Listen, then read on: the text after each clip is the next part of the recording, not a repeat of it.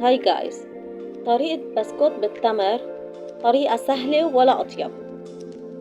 أول شي بدنا تمر مطحون، بدنا بسكوت، بدنا زبدة، بدنا ملعقة قرفة. أول شي بدنا نطحن البسكوت، نطحنهم بهيدا الشكل. هلا بدنا ملعقة قرفة للتمر،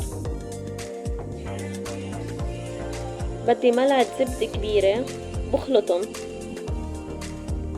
هون عم بحط التمر بالجاط لأخلط البسكوت معهم. وهون خلطناهم كتير منيح. هلا بدي ورقة زبدة، رح بلش بالتمر اللي عملته.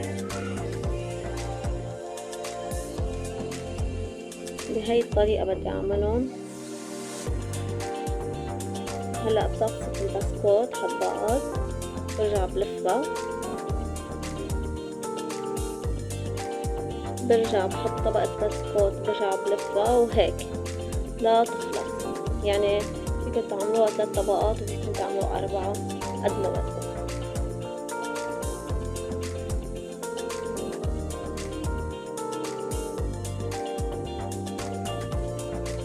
وهي النتيجة. وهلأ بدي زيد لها سمسم وحطها بالبراد لمدة ساعة أو ساعتين.